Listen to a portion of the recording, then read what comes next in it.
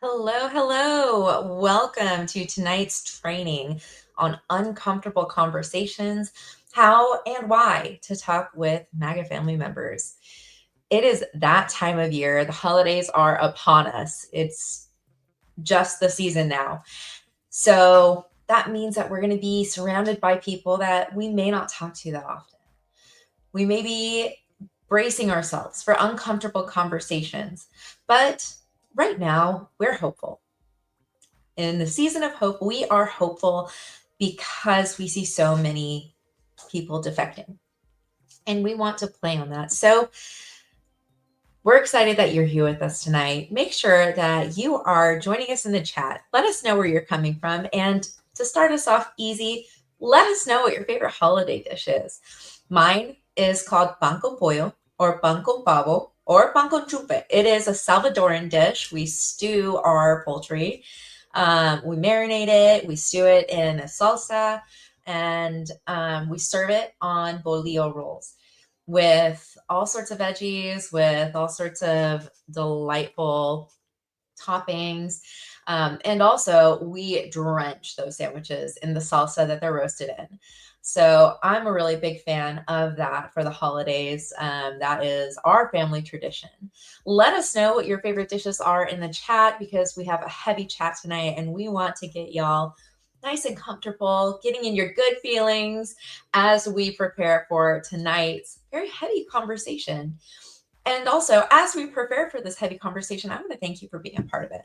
This is not easy work, and this is not something that everybody wants to do. So we're really excited that you want to do this work because it's important. So let's get into it. I do want to just give you all a heads up. We are watching the chat. If you are being unkind, if you are spamming, if you are being abusive in the chat, we are heavy-handed on the ban hammer. You will be blocked and you won't be able to comment anymore. Real bummer. We want you to be in the chat. This is a place for community, so allow that community to thrive.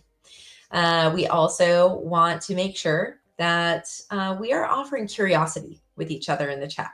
So assume each other's best intentions, if you will. If you need captions tonight to better experience this training, please join us on Facebook.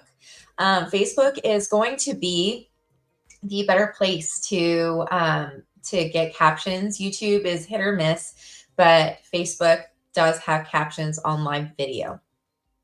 So finally, we do have a Q&A at the end of the session. We spare about 10 minutes at the end for your questions. So make sure you ask those questions. We are watching the chat and we will pull aside those questions. They won't get lost. Don't worry. Now, like I said, tonight we have a jam-packed agenda, but I do want to ground us in an understanding of why it is important to try with people that we don't agree with our MAGA family or Trump voting families. We know that the idea of building bridges and offering somewhat soft places to land is kind of controversial.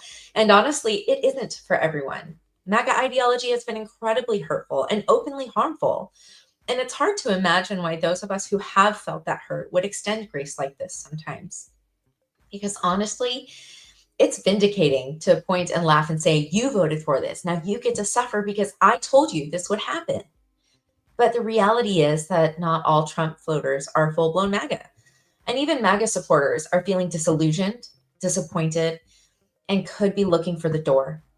And we all have the opportunity to show the people close to us the door. After all, no one is more persuasive than the family we already know and trust, like friends and family.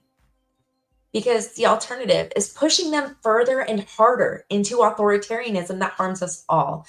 Because ultimately, what MAGA is for so many people is community. If we want people to abandon MAGA, they need to know that they won't be abandoned too. Now, again, this isn't for everyone. After this session, if you think that this isn't going to protect your peace, that's all right. But if you want to counter the narrative, we're excited to give you the tools to make it happen. So let's talk about tonight's agenda. We're going to be talking with someone who has left MAGA and why. We're going to be talking about the tools and the tactics to approach uncomfortable conversations effectively. We're going to model these conversations, and then we're going to hear from someone who has seen this and done this in practice. Then we're going to get to your questions. So I also want to get us started with a tool to keep in your back pocket for when things get tense and you can feel yourself getting agitated or dysregulated. Because again, this is hard work. So there are three things you want to reconnect with, and it's the body, the mind, and the spirit. I know for me, sometimes this can feel a little campy, but at the end of the day, this is a tool to re-regulate yourself and make sure that you are staying focused in the moment and calm. Being the calm in the storm is actually so helpful for the other people that we're trying to bring along with us. So, to reconnect with the body, there are a lot of different things you can do. You can take deep breaths. You can check in with your five senses. So, what do I see? What do I smell? What is something I can touch?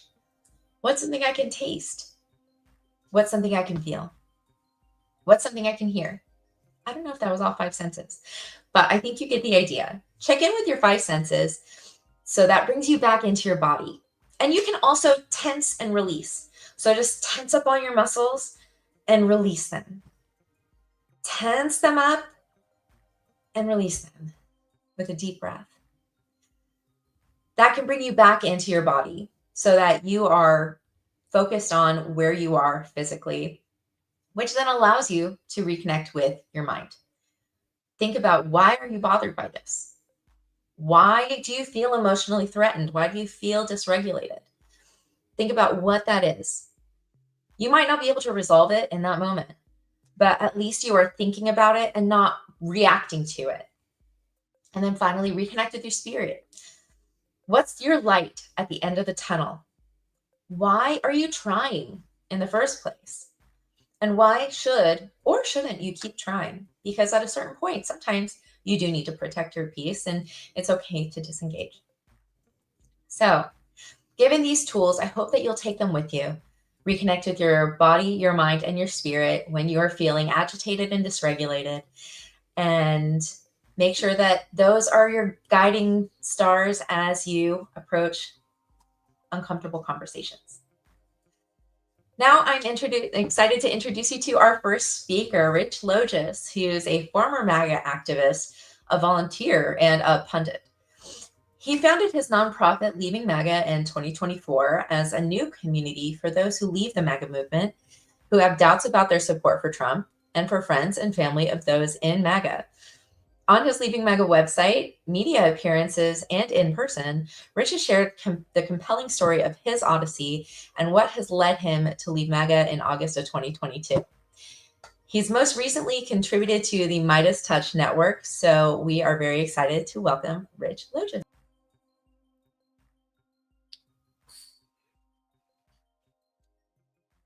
Thank you, Risa. I really appreciate the opportunity to be here. I would like to apologize to all of those watching for my past MAGA activism. Had I met all of you when I was in the MAGA community, I would have deemed you existential threats to my life and my livelihood and my family and my country. And for that, I'm sorry. You did not deserve to be spoken of that way. In 2015, I was a very politically lonely person. I believe that the two parties were the same. I felt that they failed to represent most of the country. And when then candidate Donald Trump came on the scene, even though he ran as a Republican, what enticed me about his campaign is that he ran as an actual outsider without any government, military, or political experience. And at first I was curious about his campaign, but as the months went on, I found myself increasingly nodding in agreement with some of his campaign points, especially about economic trauma and hardships for so many Americans. And it was in early 2016 when I decided to volunteer for the campaign. And I did a lot of grassroots work. I showed people where to get registered. I phone banked. I recruited people to vote for Trump. And I even contributed part of the call script for the campaign. So after the victory in 2016, I got deeper and deeper into the MAGA community. I became a MAGA pundit. I sought the attention of the president. I was professionally producing a podcast. I was writing for a number of MAGA friendly media outlets. I had bylines in places like Fox and The Federalist. I even wrote for a website, World Net Daily, which is the site that originated the Obama birther conspiracy. And I spent all of the years of the first term of the president as a MAGA soldier, feeling that I was on the right side of history and that I was a real American, and that everybody against us in opposition were fake Americans and were those existential threats that I mentioned at the outset. I was also a sponsor of Trump groups. I spoke at them. I donated to Trump groups. There was no mistaking my devotion and allegiance to the president and to the MAGA movement. There were a number of cracks, though, that eventually led to my leaving of MAGA. There was the president's mismanagement of the pandemic. There was January 6th. There were the stolen election lies. I never believed that we actually had won the election. But those reasons were not enough for me initially to leave. There were a few accelerants. The first was my governor, Ron DeSantis, who platformed COVID anti-vaxxers in the summer of 2021. And then there was another accelerant, which was on May 24th, 2022, which was the Uvalde, Texas school shooting. And it was subsequent to Uvalde when I quietly left MAGA. But there was something that was really gnawing at me because I was always so unapologetically public in my support for Trump. I felt that I needed to be unapologetically public in my renunciation of the movement. And it was on August 30th of 2022 when I wrote a mea culpa. And in that article, I said that I was sorry for my support of Trump and MAGA, that I wanted to apologize to anyone I may have hurt with my deeds, words, and rhetoric. And the God's honest truth is that after I wrote that apology, I never thought that anybody would care. But it turned out that people did care, and instantaneously I received message after message from friends and family of those in MAGA, very, very desperate to try to rekindle and rejuvenate the relationships that they once had with their MAGA identified close ones. And born from that apology was our organization leaving MAGA, and we're now in our second year. So I'm very honored to be here tonight. I'm hoping that the stratagems that we present are going to reduce some of the stress with the upcoming holiday season. I do want to say in our relationships to our friends and family before we get on to our next speaker is I don't expect anyone to coddle their MAGA identified friends and family. And it's not incumbent upon anyone to have to be on the receiving end of abuse. But we're going to be here tonight to try to restore some of those relationships that existed before MAGA. And my hope is that it will relieve all of you tonight of the pressures of feeling like you have to change your MAGA identified friend or loved one. Only an individual can change. I'd like to think that I'm living proof that it is possible to change. So very happy to be with everyone tonight. Looking forward to a very productive evening. Thank you so much, Rich. It's important to understand why we bother building bridges, and you are a really extraordinary demonstration of just why we want to do this work. So thank you so much for being here.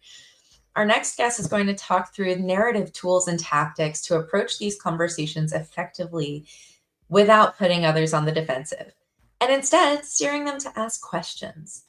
Jess St. Louis is a white lesbian trans woman who works as a narrative strategist and somatics practitioner and calls Greensboro, North Carolina home. She has over a decade of experience in organizing, narrative strategy, and leadership development, and is currently spending her time collaborating with organizations like the Carolina Federation and the Center for Story-Based Strategy, running the Transformative Communicators Embodying Leadership program, and offering one-to-one leadership coaching. She's a contributing co-author to Liberation Stories, Building Narrative Power for 21st Century Movements, published by the New Press. And she has her work published in Autostraddle. She has served as the coordinator with Reframe and has also worked with Roadmap Consulting, the U.S. Human Rights Network, the Racial Justice Action Center, and more. You can find her at Somatic Strategy, Somatics and Strategy on Instagram, or somaticsandstrategy.com, and we will pop those up on the screen. Welcome, Jess. Welcome, everybody. Good to be here tonight. And thank you, Risa and Rich, for talking beforehand. My name is Jess. I'm based out of Greensboro, North Carolina. I've been organizing inside of the U.S. South. And I'm so glad to be here talking with all of y'all on this Women's March mass call about how to have uncomfortable conversations and why that's important to help organize and invite more people to join the freedom side, right? And so while I do narrative strategy and communications work, I always want to ground myself in organizing wisdom. And one of the pieces of organizing wisdom that I love is from a woman named Anne Braden, who was an anti-racist organizer was born in Alabama, did a lot of work in Kentucky and across the South. And in 1966, she wrote this piece, and inside of it, she said, "Any organizer worth their salt listens a long time before they speak. And they learn to adopt their approaches to the people that they're working with, to their life situations," right? And that we know that changing white supremacist attitudes don't happen both overnight or through logical argument, but when people have new experiences. And our task is to figure out how to tell stories that create an experience for people, and at the same time, continue to find ways to plug them in to connect what they care about with an anti-authoritarian, feminist, pro-democracy vision for the world. And so it's that's where I really ground myself as a student of the civil rights movement and the Black freedom struggle inside the U.S. South, and why conversations like these are so important. And so to kind of get a little bit more into this, why this might be important is because how meaning is made is through stories that have been repeated over time, right? That keep on reinforcing a specific idea or belief, right? So there's a bunch of, you can think about stories about, say, sharks, right? What taught you that sharks were dangerous? I think for many of us, it was Jaws, right? But there's also Sharknado, and there's all these news stories, and they keep on adding up to the stories that sharks kill people. The actual truth is, sharks kill way less people than mosquitoes, right? And even if we know that, we're probably more scared of a shark than a mosquito. I know, at least I know I am, right? And so we have to think about narratives and stories in these ways, right? And one of the other things that's true about people, and research has shown, is that people can hold many narratives and many beliefs at the same time, right? Sometimes contradictory ones, right? So there could be a narrative that democracy is the most important thing about America, and they might also believe at the same time that any critique of Donald Trump is anti-American. And I want to be clear that these pieces of meaning aren't about truth, right? But they're about meanings and how they make sense of the world, right? And so our task as community members, family members, and organizers, for those of us who do that work, is to help people make sense of the contradictions in ways that invite people towards us based on the values or beliefs or longings that they also hold and that we share, right? And so I think that's really important for us to do. And so I want to talk a little bit about what generally works and what doesn't. And I want to put a little bit of a disclaimer on there, right? Which is that as a communicator, I know that how you talk to people really matters about your audience. And since I don't know your family members the way you do, right? Please take what works, right? And then leave behind what doesn't, right? And so take what feels useful here and leave what doesn't. So the first thing is lead with values. Get really curious about the people you're talking to, about the values that they hold and why they matter to them. This both helps you understand them better and also identify values that may be useful to also invite them away from authoritarian thinking, away from MAGA thinking, right? Towards a more pro-democracy, feminist, and anti-racist future, right? And when you enter into the conversation after listening, right, you can also articulate why those values matter to you. The second is, I think it's really important for those of us to actively, proactively name race, class, and gender. And link the values that you're holding to the values of all people, right? Because they might be feeling the pinch of Trump's economy, or they might have some kind of belief in their own bodily autonomy, right? To actively braid their interest with the interest of others lays the groundwork for solidarity, right? As a key value. And the truth is that, like, even if we think it might be easier to be silent on some of those issues, or some of those identity issues around race, class, and gender, if we're not the ones talking about it, who is? It'll be the MAGA talking heads and other folks who keep on reinforcing really harmful ideas about people. And so it's on us to also be on the offensive and proactively connect to a vision of a world of freedom across race, class, and gender for people. We also, one of the things that I know about storytelling and communication work is that stories are what moves people. Tell a story about where the Trump or the MAGA agenda actually threatens and is in conflict with their own values. And maybe in addition to their own material well-being too, right? And so one story may work and might fall flat. You can also try again by telling a different story, right? We have to believe that the people that we're talking to have a stake in being free from authoritarianism and being free from Trumpism, right? Even when they benefit from or are insulated from the worst effects. We have to invite them into the, we have to believe that they have a stake in what we care about too, right? And I think it's also important to acknowledge, like, if none of these tactics work, that is okay. And there are things to also pay attention to, right? If people are fighting with you, escalating the conversation, if they're freezing, if they're shutting down or leaving, if they're appeasing but lightly agreeing with you in a way that you're like, no, it isn't authentic, that's fine. You can also wrap up the conversation. Because when those moments are happening of fight, freeze, appease are happening, those are threat responses. And it's really hard for our brain to take in new information when we feel like we're under threat, even if that threat is not true or not true, right? Real time or not, right? And so I think that I want to say that doesn't mean that what you did wasn't useful at all, right? Because changing minds can happen over time, right? And the story that you told may connect to another story that you hear later that connects to similar issues. And that can all become part of the path that helps lead people out in a way from MAGA and towards the kind of future that we all care about. And then lastly, like, I think to be honest and be human with them, right? Like, when we're being fake, we can kind of feel that, right?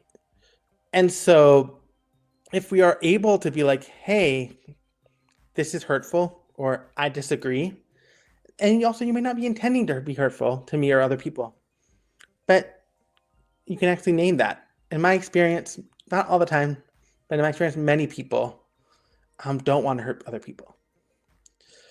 And I think one of the other things that is coming to my mind here is that that kind of fight, freeze, appease dynamic, if that's coming up for you, that's also a good place to slow down and kind of exit the conversation, because we won't be as effective if we're not really being present and able to listen to people and also invite them to move.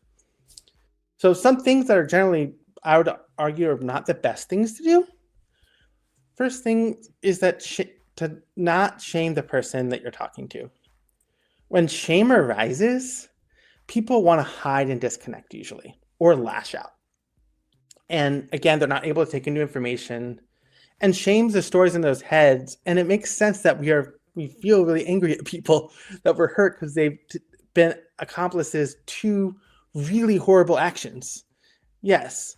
And it's true, like Trump has engaged in sexual assault. Trump has been a part of war crimes. Trump has done a lot of incredibly harmful things to many of our communities that disappeared our neighbors, our friends, and loved ones, right? Put many of our rights at risk. It makes sense that we are angry. It makes sense that we are hurt. And what we know is that shame it just doesn't move people, right? And so, like, if it really shuts people down, right? Instead, we actually want to invite people into like when we can, and I think Rich did a really beautiful job, is taking responsibility for what was theirs, and that's vulnerable to do, and that's hard to do when you feel shame, right? It's hard to do when we don't feel connected to the person that's talking to us. And also, we might not be the right person to talk to those people, and that's totally okay, right? The second thing that's useful, not helpful, is telling people to do their own research.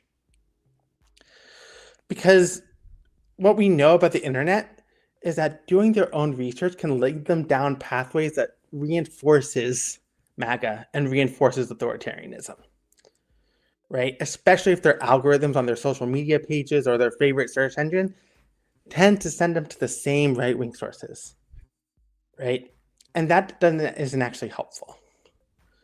And so instead, what I would offer in that moment is ask them if they'd like to learn more, and then share with them specific articles or essays that connect back to the values that you were sharing, right? And again, someone was saying in the chat, like, confirmation bias. Yeah, like, and so our task is to actually give them what they need to know. And again, that's really important, instead of telling them to do their own research. And this is a hard one, I think, for many of us. I know I've struggled with this sometimes. And I have to be thinking about what's my role and what's my goal in the interaction I'm having with people. But one of the things I know that I found to be true is that people don't like to be treated like they're stupid or like they don't know anything, right? No one likes feeling duped. No one likes when someone's like, I don't see you as a full person with a whole lives and ways to make meaning in the world, right? One, part of it is it just can bring up shame. And two, there are probably reasons why they believe what they believe. And just to be clear, that doesn't mean that what they believe isn't harmful, right? Or the reasoning is bad, right? But we have to kind of get curious about who convinced you, why do you believe those things? And then why that felt true or right, and why they trust those people. And our task is to help raise the contradictions, like those people are actually acting in ways that are different from the values you were hearing, you say you care about, right? And they may have a really hard time not making that connection, right?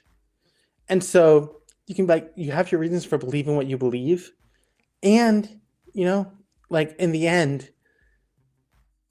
like if all we did was saying we disagree, we think these actions are harmful, and I believe in your possibility to do better, I think that's really important, right? And so I think and again, like we may not be the right person to do this specific intervention. We might not be and we might not be the messengers that need to hear it from, right? But again, if meaning is made through various stories I've repeated over time, they hear from us, they hear from their neighbor, they hear from their friend, they find more ways to kind of get invited out, they may find ways to leave and exit MAGA, right? And so I think the last thing I would say in this moment as an organizer is our family members are important to people to talk to, but I would also say that like they're not the only people we need to organize. And so maybe having this conversation with our family isn't the right move, but maybe what we do is we organize and talk to our neighbors. We go canvassing with organizations, and we continue to do work to invite more people to join the freedom side with us. And so those are some of my lessons that I found to be work in my organizing and my communications work. And I think it's important to have in this organizing work. So I think that's really important. And it's an honor to be here with you all tonight. Thank you so much, Jess. This is such great information. And I asked in the chat, we are going to be modeling this because what is theory without application? So I am really excited to welcome Rich and Jess back because we are going to do some conversation modeling. So what we're going to do is we're going to start a conversation. I'm going to be the organizer family member, and Rich is going to be our MAGA family member. And we're going to first demonstrate what doesn't work. So we're going to start with, how about America first? And then Jess is also going to offer some feedback as we go through this conversation. So if there's anything you want me to hit the pause button on, just say pause and we'll let you get into it. I won't be particularly angry, but I'll start by saying, you know, Aunt Jess, Aunt Risa, I don't understand why Democrats care about illegal aliens more than they do about Americans. Taking care of Americans is what America First is all about. Well, that's not true. I mean, like, undocumented immigrants are part of the fabric of our communities. They're taxpayers themselves, and they don't get any of the benefits from paying those taxes either. So they're taxed without representation while still living here and contributing to our communities. So it's not that Democrats care more about undocumented people. It's just that they actually care. Yeah, but they take Aunt Risa from our citizens. Whether they pay taxes or not, they take away resources. What resources housing. are they taking? They take away housing from our citizens. That's why housing is so expensive. They take away housing from our citizens. Wait, what housing do you think they're taking? It's housing all across the country. So they shouldn't live somewhere? Well, do you feel like people who are here, who are illegal, should be able to stay here and take up those resources? Are you asking me if I think that people without documentation should be able to have housing? Yeah, do you think that? Yeah, of course. I think they should be able to pay for a home to live in. We should all be able to afford to pay for a home to live in. And it's not that people without documentation are raising the prices of housing. They're not the ones charging people for housing. They're not the landlords. They're usually renters. Some of them are homeowners, but they're not taking anything from anyone. They are also purchasers. Really, where we should be directing our ire and our frustration are the people who are marking up these prices on housing and price gouging all of us. It's not the undocumented people who are price gouging us all. It's the landlords. It's the owners. It's the banks. Well, Aunt Risa, I don't know where you're getting your information from, but my research, according to my own research, what you're saying isn't true. Just so in the chat, just so y'all know, this is a modeling conversation. I'm seeing the chat right now. I want y'all to understand we are modeling this conversation. This is not a real conversation. This is a demonstration of what not to do. So sorry. Well, I want to say, getting your information, because I'm getting my information from Associated Press, from unbiased news sources. I'm getting like factual data. I mean, look, I'm happy to share my sources. What are your sources? Oh, well, Associated Press, and I'm sure, Aunt Risa, other information sources you read, it's probably the liberal media. It's just Associated Press and Reuters are the two that I rely on for completely unbiased news. completely unbiased. Usually Associated Press and Reuters are the ones that all the other news sources get their stories from and then spin them. Because trust and believe, I'm with you. I do think a lot of media is incredibly biased, uses way too much spin, and really tries to, serve up whatever we want to hear, whatever will get us angry. But Associated Press and Reuters, even when it makes me mad, they're pretty unbiased, honestly. Well, I agree with you that a lot of media is biased. I don't read the Associated Press and Reuters. I have my own sources that I think are more reliable. What And I sources do, do you think are more reliable? well, I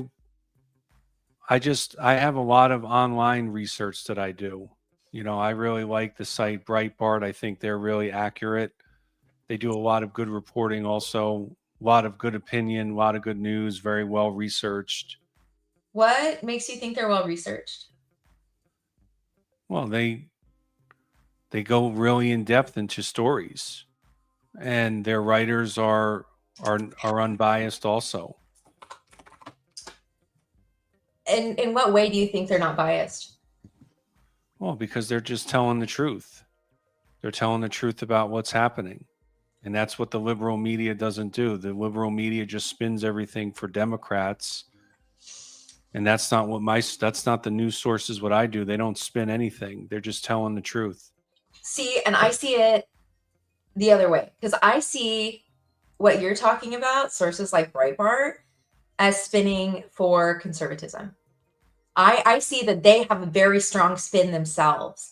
And I think, I do agree that there is a lot of bias in media again. And I think that Breitbart is specifically and particularly biased, but for a different perspective.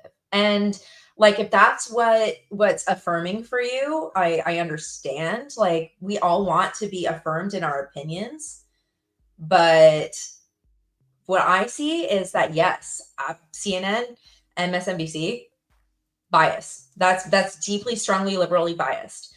Breitbart, Fox News, I think those are very deeply, strongly, and openly conservative biased. Is that something that we can kind of like agree on? Yeah, I would say you're probably partly right that there is some slant that some of the media that I have that I watch and I listen to, but it's America, but they're all about America first.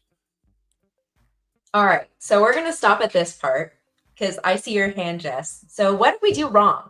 Because my goal was to do this wrong. Yes. So, I think what some of the things I noticed that I think there were things that you did that were really good, and some things that were less effective. So the things that I saw that you did were good. Was there was a couple of moments when you redirected to punch up, like the moments of being like, oh, our housing costs are too high. Who's taking the jobs? That sound that like find ways to punch up towards the billionaires is actually really important, right? Because like what I heard in that moment was like, oh, there isn't enough housing, there isn't enough art. Like, how do we make meaning of that experience for people in a way that's different than the right wing story? So that's one thing. It's like, how do we redirect a punch up to like to the billionaires? That was something I saw you do a couple times that I thought was powerful. And there were times where you asked a question, you're like, hey, where did you get this information? Why are you hearing this? I think that was good. But there's one of the things that I saw that it was very much like, this isn't wrong. Like you're wrong. Like in this way where there was little to no space for the question. And one of the things that I also didn't hear was space for your own humanity as a person. It became about the issues versus being like, hey, I don't like that you're talking about my neighbors in a way that's really harmful and racist. Like, and I don't know if that's what you're intending to do, but that's how it's coming off to me. Right. And so I think I think kind of actually make room for more of your own humanity. And like that includes being a little vulnerable, like dang, that's some really hurtful anti-immigrant rhetoric, and I think that's like that hurts people I care about, right? And it takes the conversation less about the issues, more about the emotions and people. One of the things that we know that also doesn't always work is myth busting. It's like, here's the facts, here's the facts, here's the facts. And something I've seen so often in progressive movements, like, here's the thing that's true. Versus when like what changes people is stories and emotions.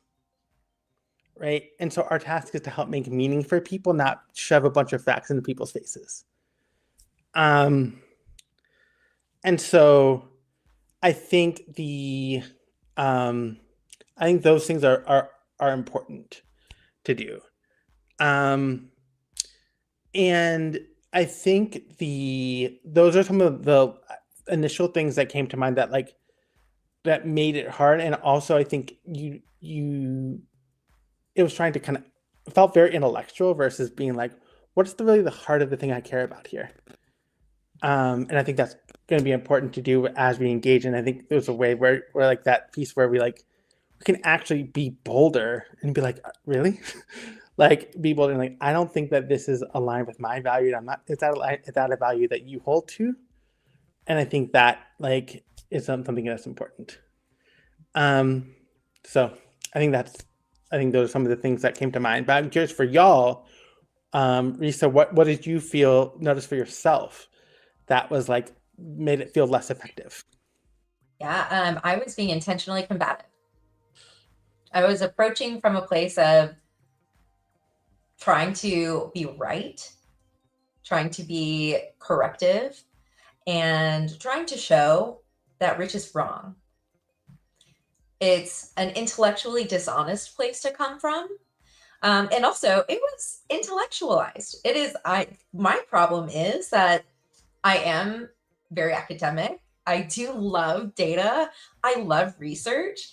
And so for me, that is the really difficult part of the conversation to actually, scale that back. So I let that go. So that was my approach, was direct, combative, and trying to be right. And that's really ineffective. People can tell when you are in a conversation and when you are arguing just to be right. I could go on about how online debate culture has actually really ruined our ability to engage in honest discourse. But what we really want to do is find common ground. I didn't want to hear what he had to say. I wanted to correct him. Mm-hmm. If I may say, Risa, we pride ourselves in being informed with facts, and what you said was factually accurate. It's just that facts and policies don't move people, because we don't make our decisions on facts and policies. We make them on feelings, emotions, and perceptions. Mm-hmm.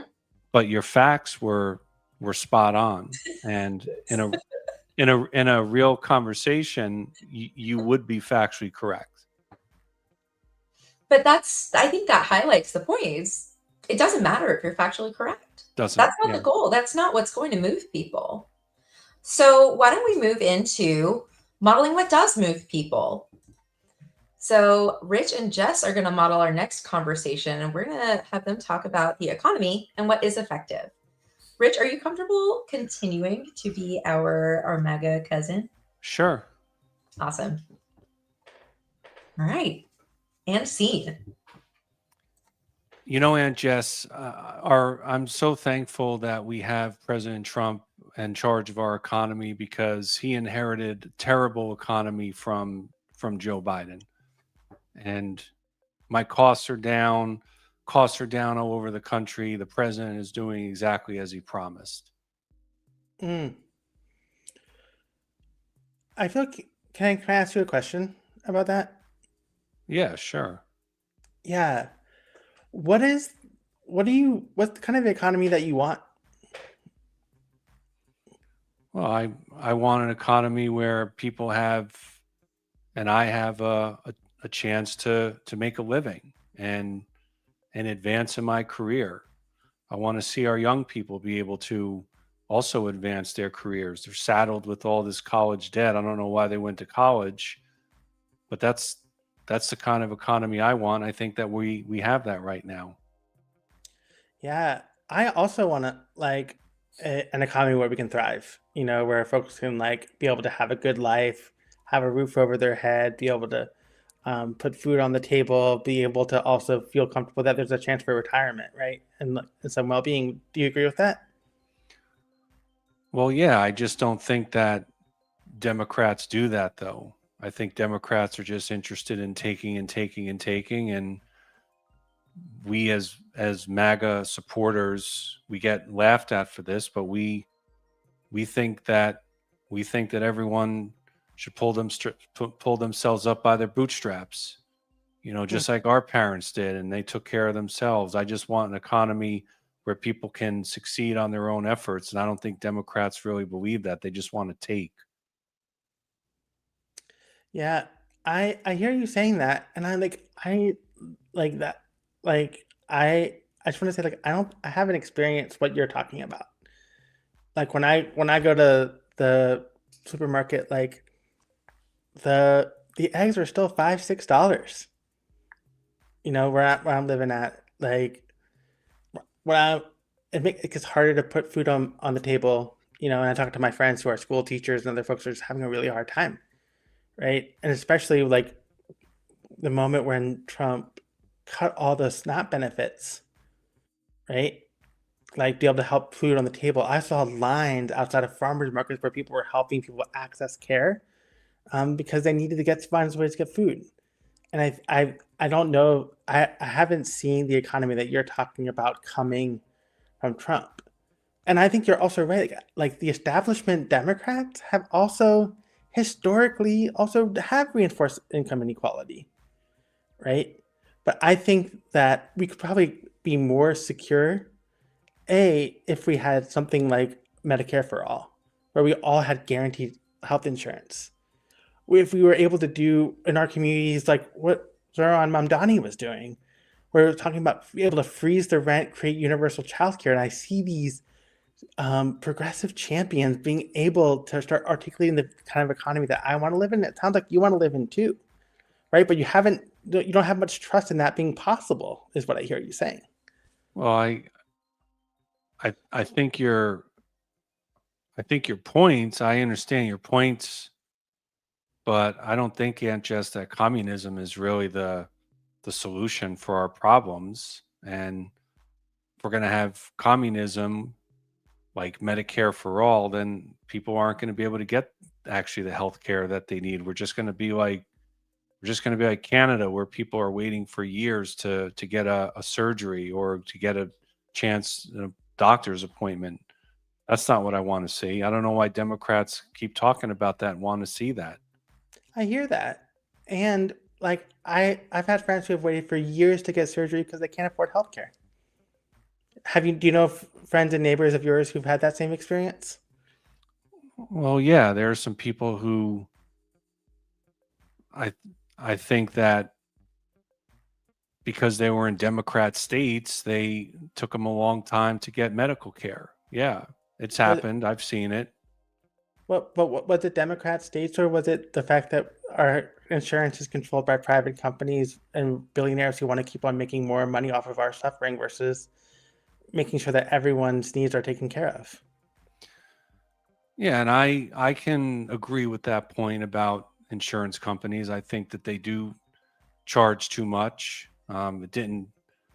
I don't think that Democrats have any solutions to bring costs down, but I think I think you're right about that, Aunt Jess. I think that health insurance costs are definitely too high, and we get squeezed out as Americans when I'm happy to pay for my own health insurance, but it is expensive, and I wish that there was a better way of being able to insure people affordably. Yeah. What what would be possible for you if if healthcare was just covered with something that our government did to enhance our democracy? What would that make a difference for you and your family? Well, I think that the government oftentimes is corrupt and doesn't really pay a lot of attention to people like you and me. Yeah, I think that's true with a lot of elected leaders, but I think that regular folks like you and me can actually come together across differences and actually fight for like a government that does what we need to do, right? And I think we saw that across the country, where people were both rejecting Trump's claims and corporate Democrats' narrow visions for society, right? And I think that like we have a chance to really build the kind of economy that we want together, right? But that will only happen if you and I work together to make something happen, right? Well, that's why I like Donald Trump, because I feel like he gives voice to people like me. I think he even gives voice to people like you who want the government to work better and want costs to be lower. I don't I don't think Democrats do that, and I haven't thought that they've done that for a very long time. And I have nothing against Democrats as people. I just think their policy ideas just don't really can't work in practice. Yeah, but I think the thing I hear you saying that, right? I hear that like you want something better. The thing is that like Trump isn't gonna like I haven't seen Trump deliver that. What I've seen Trump deliver is cutting SNAP benefits while him and his friends get richer and richer to pay for a tax break that neither you or I would fit in that tax break bracket for. That's what I've seen from Trump. And like I know that you may not agree with me here on this moment, but I really think that we could get the kind of economy and healthcare that we both need if we took a different route. And so even if you're not really ready to move with me there yet, you know, I think our task is to really work together to work to build a different kind of society. And I think that it really hurts to hear that you think that Trump is more important than me or my neighbors who also have a hard time affording healthcare. Do we want to I think this is a good spot. do an analysis? Yeah. Yeah. So Aunt what I was Jess, let me tell you. yeah. People in the comments want you to come to the holidays with them, Jess. And also, Rich, your daughter is adorable, and I'm sorry about that. we're Special guest. family people here. Yeah, community. So what I was hearing was a lot of affirmation at every response that Jess gave. She affirmed, "Yeah, I hear you. Yeah, I don't think I've experienced that myself." But she still starts with affirmation because it keeps the door open. I think that's really effective. Can I make a few comments if I may? Please. Part of my modeling with Aunt Jess is based on conversations that I've actually had with people in MAGA, and I think what, amongst some other traits, what Jess did so well is actually affirm, to your point, Risa, affirm and emphasized how there's agreement on issues.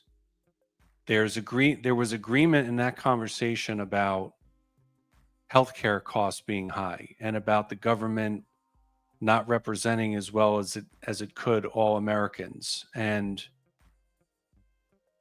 as you were,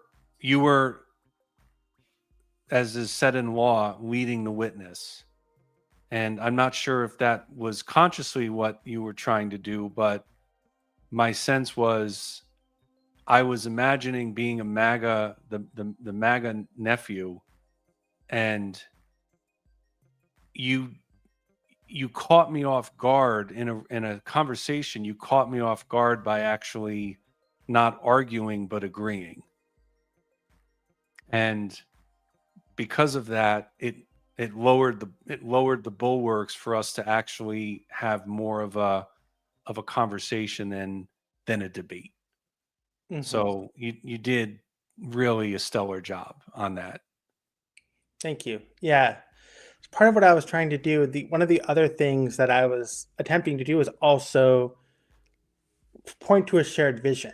I think one of the things I was like, what's the economy you want to live in? Like, there's a part of the thing is actually taking it out of the myopic, like Trump versus Democrats worldview, to be like, what is the worldview that we want to live in? And my task is to continue to invite us towards a different vision of the future. And you didn't talk down, you didn't cast aspersions on my character or question my intelligence. You didn't debate facts and policy, and I never had a feeling that you were trying to change my mind. So you were operating with some of the freedom of not trying to bait me into an argument. And you also were taking the time to try to hear from me why I believed what I believed. And that's one of the dues that we have with leaving MAGA, which is to try to understand why someone believes what they do. And I think there's a phobia about that, because people feel like if I do that, then I must be agreeing or defending or accepting what the other person believes. But we're not asking anyone to compromise their own beliefs, their principles, their mores, or their morals by trying to find out why. And it also, finding out why, can shed some insight back to Risa's conversation about their information sources. Yeah. And one technique that we've had some real world success is what I call information bartering, which is, if I read a story or some source of information from the MAGA person, that person will also agree to read something that I provide them. And I've found that it's at least been able to move the conversation to the next step, even though there may not have been agreement on the information shared.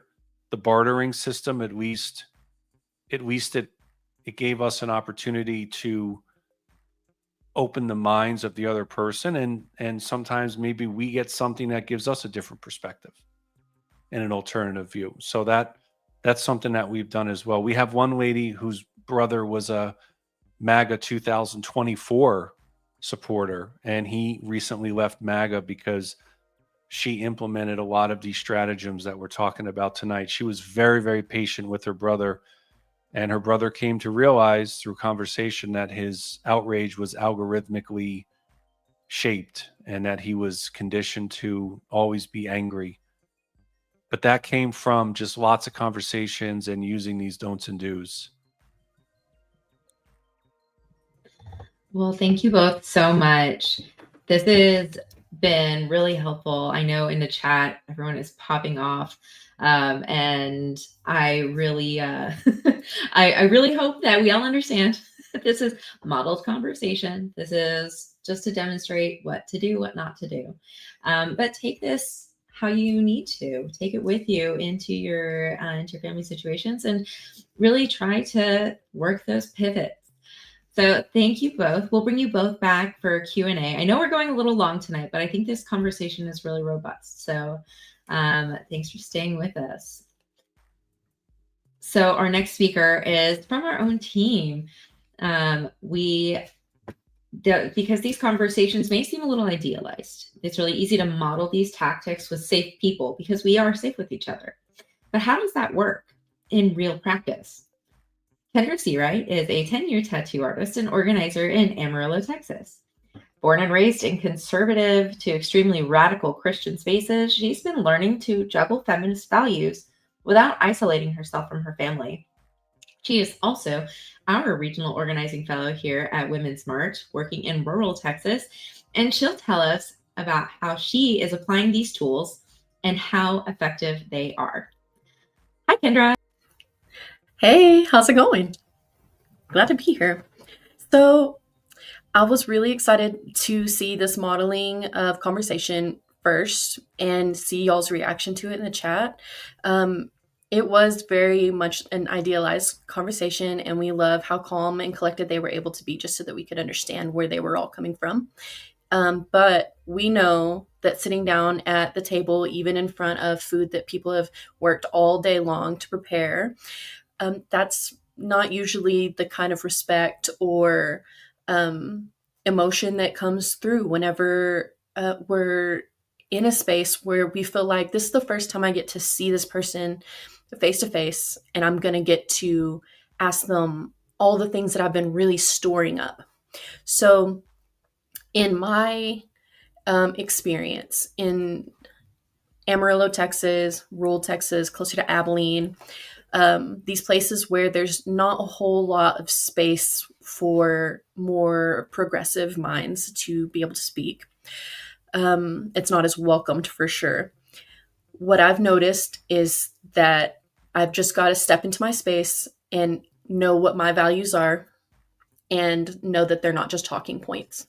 Whenever I sit down at the table, I already know that the people that I'm sitting down with are questioning me the same way that I have questions for them, like, how could you support someone that acts this way or speaks this way? They have questions for me as well. But the difference may be that we're in spaces where people like ask us questions and give us time and opportunity to answer and think it through. And we have so much diversity in our spaces that we're able to understand from different levels. Like, why do you think that way? Oh, okay. Well, that might not have been the right thing. So we grow. They're sometimes are caught, these MAGA folks are caught in this echo chamber. So they only know what they've heard about you. So whenever I go into a space, I know that they think this specific way. Well, I'm going to embrace that. And I'm going to say, well, let me show you how human I am, how normal I am, how not like this big boogeyman that you have made me out to be. We can talk about food. We can talk about the things that are going on in our day-to-day lives. But if someone comes at you and they're like, oh, well, I saw this or whatever, and it's like you're in trouble, like they're mad at you, you can distance yourself from that and say, okay, well, let's talk about it. Do you want to know my opinion on it, or can we talk about it in this way? Can we check the perspectives on this and just see where you can get in that conversation goal wise? There is this way of just debating that I think we're used to seeing on Facebook, on Twitter, or X, that's talking point. And sometimes that's all some people have. So if you say, well, what are we trying to accomplish out of this? What does that make you feel? Jess had a lot of really great points in their conversation about just being human to human.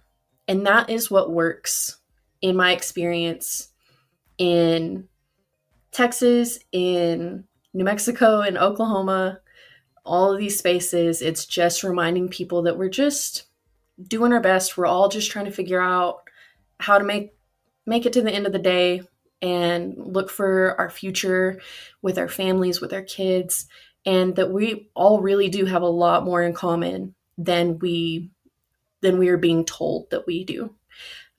We're being told that distance between us is so vast, that the other side is so crazy. That's not true. That's not true. Some of them are so angry, and some of them don't feel like they're being heard, so they just have to yell at somebody. And sometimes you're that somebody. That's horrible. And it's terrible to experience that over a holiday. Holidays become very triggering for that reason. But take that time to ground yourself. Recognize that this is still a space where you have an opportunity to rehumanize yourself, rehumanize your point of view, and don't let them rile you up, because that is what really their goal is to agitate, to get you to start swinging and hurt as many people on the way that they can. So if you don't accept that, you've taken a lot of their power away. you can just brush it off. No, thank you. I'll actually not get up and scream at you. I'm going to just sit here and recognize that those are just words. Some of us are very privileged in that way that the harm is still just words coming at us. So just remember those breathing techniques that Risa threw out there at the very beginning of this, that Jess was talking about coming together in some core values, and that wonderful acting that Rich gave us. That made us all kind of worried and triggered and get our agitator raised up. So just keep calm, take a deep breath. Don't be baited into silly talking point conversations. Thank you so much, Kendra. Now, we have a lot of expertise here, so I'm going to bring everyone back on stage for some of your questions. And thank you all for staying a bit longer with us as we get through some of these. So we did have a lot of questions in the chat. And I want to start with this one. A habit I'm trying to build is noticing defensiveness with curiosity. What am I defending? What is the person in front of me defending? And Jess, I want to throw this to you. How can we utilize this as a tool, as a centering kind of piece as we have these conversations? Yeah, I think it's really important to you to, like, I found in these conversations, like, what am I grounded in? Right. And so I think that this noticing this habit you're trying to build is like, oh, what's happening here for me and for other people. Right. And often in my experience, people are caring about safety, belonging, and dignity. And so our task, part of my task is one, like, how to connect those at the same time. And I think people also, I think it's one of those things that, like, it's so instinctual to people that I think we go towards those things without even knowing that we're doing it. Yeah. And so I would say, like, the moving towards that defensiveness is, I think, important. And also, they may be defending something really harmful. Like, what they're trying to take care of they might be trying to take care of, like, a white nationalist, Christian nationalist society that is actually really harmful to me as a trans woman living in the South, to many of us, be harmful for all of us here on this call, actually, right? It would limit all of our freedoms, safety, belonging, and dignity. It would make it very precarious. And you're already living in precarious safety, belonging, and dignity for most of us. And so I think being aware of it, and also we can be like, that thing you're defending actually is hurt. Like how do we take it out of, like, intellectual and make it emotional? And at the same time, if that's not safe for us, like, it's also okay to, like, take care of your own heart, because that heart rate you're feeling, that anger you're feeling, that often that's a fight for your own dignity and a fight for dignity of other people. But we are, I know for myself that, like, when I get to the point where I'm like, I want to yell at you, like, I'm not going to be effective. It's most like, and so I think my task is, like, I'm going to go be angry and be like, I think it's good for us to stop now and exit. Bye. Stay still, be quiet. Have it, like, I think if we're going to go hang out, like, go spend time with family members who believe harmful beliefs, it's good to have an exit plan. Who are the 2 or 3 friends you're going to have on deck to text each other or give each other a phone call or leave? And so I think those things are helpful when we get to that point of deep defensiveness, and we're like, part of it because we're trying to defend something important, I think, for many of us. And so take care of yourselves. Yeah. Now, when we do, have these conversations, it can come off as, emotional, and people love to point fingers about how, oh, you're just thinking with your emotions, you're not being logical. So, we all feel things, and really we are heavily led by the way that we feel about things. However, sometimes it is infuriating. We get angry. So Rick asks, how do I change my MAGA family perception of me as the angry liberal? Rich, would you like to start with this one? Yeah, sure. So in some of my conversations with people in MAGA, I've not said to them, you have very strong feelings about what you believe and care about, but I've asked them, don't you also have very strong emotional feelings about what you care about? I very much don't shy away from having strong feelings and emotions because we're human beings and we all feel emotions. And when I've asked that question, usually there's a little bit of a stutter, but there's an acknowledgement that there are strong emotions and strong feelings on the part of the person, the MAGA identified person.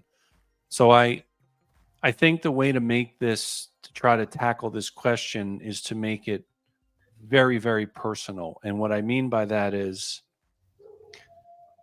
ask that MAGA identified person, Aunt Jess, you've known me my entire life. You were like a second mother to me.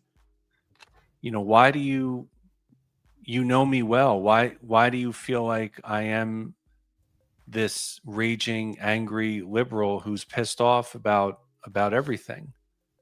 And let them we talked about defense with curiosity. Let them try to defend with some curiosity the way that they answer that question. I feel like make the relationship, really lean into the relational aspect that the two relatives have, because it makes it harder to call someone to their face just an angry know nothing liberal. And it's easier to do that at a keyboard behind a screen, but it's much harder to do it in person. Mm-hmm. Yeah. Absolutely. It's okay if I jump in on this point. Yeah, please, Jess. You may not be able to do so. I mean, I think Mhm. the thing is, like, the really sad truth is that we can't control other people. Yeah. It's really hard. And so I think I think it's, I think, like, stay in your truth, like, lead with, like, your own sense of self-worth. And, like, even if that's what they're saying about you, know that you're also, like, what are the values that you care about for yourself. And so that may or may not be able to change over time, but I think the idea from Rich was great, but I also wanted to just give some chance. Like, we can't control people. Like, we can do our best, and also, like, we have to have a deep grounding in our own self-worth and the worth of the people in the communities that we are working to win a freer world alongside. Yeah. What's that expression? Your feelings about me are none of my business. What you think of me is none of my business. Sometimes we're just not going to change those perceptions, and people are going to have their impressions of us regardless. So I'm with you on that, Jess. I think sometimes when we can subvert those perceptions, cool, but they're going to feel the way they're going to feel. So if we can reach into each other's humanity, I think that goes a long way. Now, Kendra, I would love to throw this one to you. How would the conversation be different if/when the MAGA person attacks the non-MAGA person and starts with anger, gaslighting, and quote facts that are clearly right-wing propaganda and disinformation? I have experienced this very recently with my dad. This was their favorite thing to do is to tell you the facts that they heard on their Fox News or on their social media. And you just, from what I've done, is just, hey, well, let's talk about that. Let's break that fact down. Where did you get that information? And would you feel okay if I went ahead and just Googled this right in front of you, and maybe we can just research it together? Let's look that up together. If you don't have any goal here to actually ask me these questions and tell me your facts without having a conversation, then we don't have to go any further with that. Can you just pass me the cranberry sauce? I was actually really hungry. That's what I would do, is I would just invite them to like explain it, just explain it to me in a way that the little kids at the table can understand too. Make it simple. Yeah. Mm-hmm. Yeah. Rich, Jess, would y'all like to add? No, I'm so with that. And I think also like if people are being actively harmful, it's like that's hurtful. Mm-hmm. Like I actually like I'm not okay with that. Like, are you intending to be hurtful? And if so, like that's okay. If you don't, then I'm gonna leave because I actually don't consent to that. Pass. And bye, bye, pass. You know, yeah. I think it shows great. Sales. The exit strategy shows a lot of really great restraint, Mm-hmm. because I feel like restraint is so difficult Yeah. in these conversations. Yeah. It's hard not to take the bait. And like even, understanding that can take the wind out of their sails to not react. Like That's really that what feels a little bit. Huh? That's really what they want, is a reaction. Right. Right. And, even my own reaction to that, like being like, oh yeah, it takes the wind out of their sails and feeling a little excited about that. That's not necessarily healthy on my part either. It's still a competitive mindset and it's hard to break out of. Now, what if they're not curious about you at all? Is it ever healthy to be curious about them in that space? I think, Jess, I see you moving with this one. Yeah, I mean, I'm curious about other people's spot. I think if they aren't showing up with curiosity towards you, I think that's like, that's information, right? And I think I have my first sake of being curious about them is about something that's a little bit different. My first sake of being curious for them in that moment is being like, I want to know why you got so disconnected. And my curiosity is like, I'm here because I believe that you probably have a stake in believing something closer to what I believe than you might know right now. And that's my rationale for my curiosity, so I can be more effective. And if they're unable to meet you there and unwilling to move, then like we might not be the right person to do it, but we gave it a shot, and then we can step out, eat the cranberry sauce, and I think that's important. And I think I really want to uplift this point that's up here on the banner. Like you can't reach everyone, so some folks won't have this conversation. That's totally true. And to focus and put your energy more towards people who will meet you there. I think that's just so rich and so true. Thanks, Bonnie.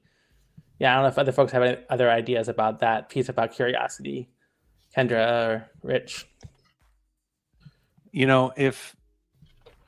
If we made it into a game, so to speak, I know that it's a big ask of friends and family to try to go high when others go low.